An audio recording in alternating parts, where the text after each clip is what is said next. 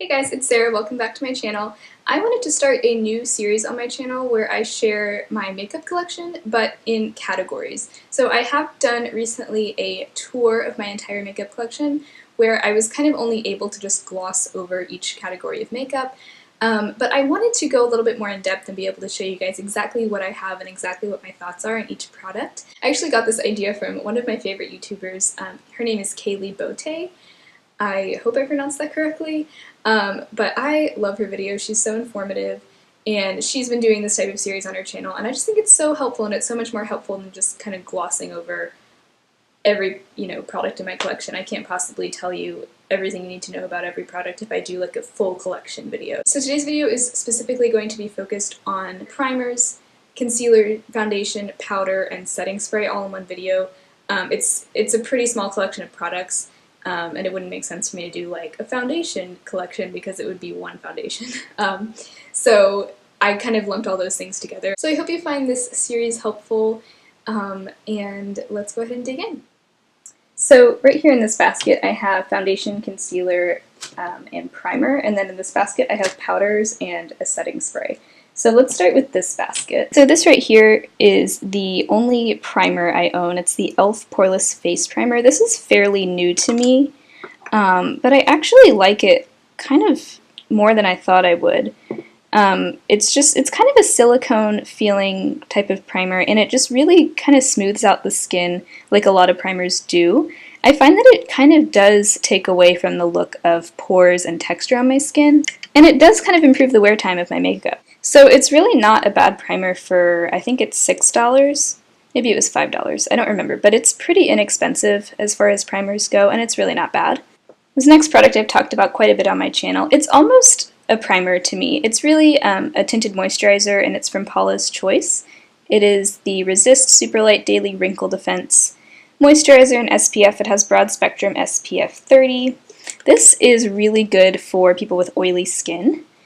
As you can see, it's kind of tinted, and it actually really does kind of mattify the skin and keep it from getting oily all day long.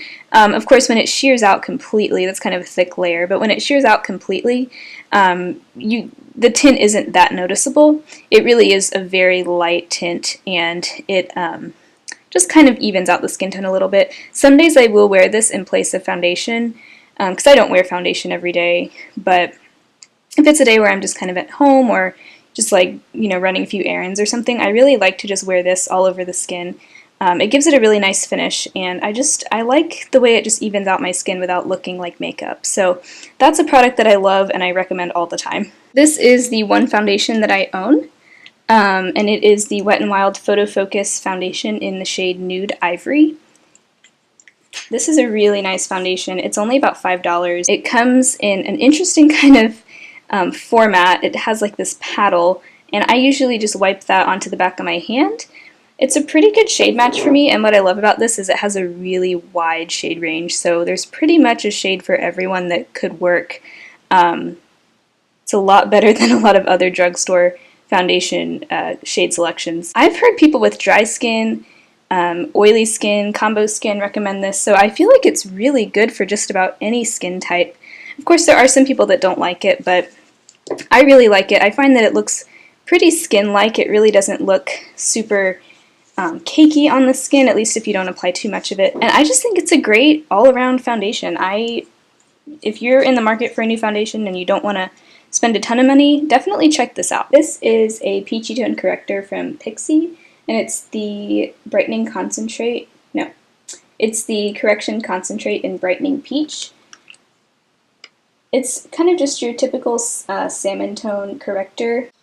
When I use this, it definitely does a little bit to help kind of correct my under eye circles, but it doesn't completely erase them. I mean, nothing fully covers or corrects my under eye circles, at least that I have found so far. But it's not a bad product. It's nice and creamy and emollient. It blends in nicely, so I really like it. It's pretty good. Again, it's not a miracle product, but it's good to have on hand when I want like a little bit more coverage under there. And then the last thing, this is the concealer that I have, and this is the Wet n Wild Photofocus Concealer in Light Ivory. I I have heard that the shade range on this is not great. For me, this shade works just fine, but I don't think it goes as light as their foundations go, so that's kind of a problem. But if you can find a shade that matches you, this is really a pretty good concealer. It has good coverage. What I like about it is it doesn't look cakey or dry underneath my eyes. It's just a pretty standard concealer. There's nothing hugely special about it, but it's pretty good, and for the price, it's really all I need. So, and then here I have some face powders and a setting spray. Can you tell I like e.l.f. products? The first one is this powder from Jane Iredale, and it's their Powder Me SPF. I need to figure out if I'm going to keep this or get rid of it. It's like a translucent sunscreen powder. I originally got this to use on my scalp because the part where I part my hair, the scalp tends to get sunburned really easily, so I used it for that, but it made my hair just insanely greasy and like gritty feeling. And they do say you can use it for that, but I just didn't like it. So I thought, well, maybe I'll use it. You can also use it as a face powder. I thought maybe I'll use it on days where I'm going to be outside a lot, when I want extra SPF protection.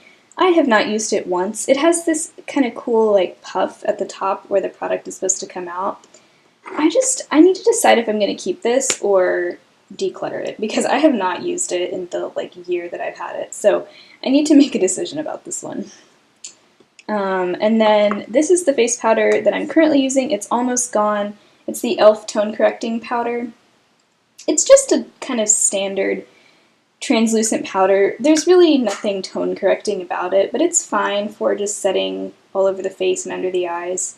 But I probably wouldn't repurchase it in the future. And then I bought, for when I run out of that, and I actually have already used it a lot actually, it's the e.l.f. Finishing Powder in the shade Fair Light, and this is part of their Beautifully Bare collection. It's a really nice powder. It's a skin tone powder as opposed to a translucent powder. And let's see if I'll swatch it.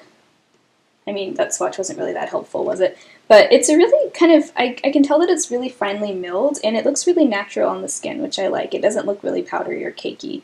So that's what I like about it. It also comes with a sponge that I guess I have used probably once. It's nice to have on the go, but I definitely prefer to use a brush with this one. And then, last but not least, this is my one and only setting spray. This is the e.l.f. Makeup Mist and Set. I just recently bought this because I was in a couple of weddings and I wanted to have a setting spray. I actually do feel like it prolongs the wear time of my makeup. My only complaint is that the droplets that it releases are really big, and so when you spray it on your face, you have to hold it really far away, like as far away as you possibly can from your face, and just kind of let it fall down onto your skin, because if you hold it close up, you're going to get like giant droplets of this stuff, and it doesn't ruin your face, but it's not great. So it's a good, like, the product itself is good, I just don't love the sprayer. And the other thing I like about this is it doesn't really have a fragrance at all, which I appreciate, because I don't think that's ever really necessary in this type of product. So those are all the products in that category. I hope you guys found this helpful. If you did enjoy this video, please give it a thumbs up and feel free to subscribe to my channel so that you can see the rest of my videos in this series. And I will talk to you guys next time.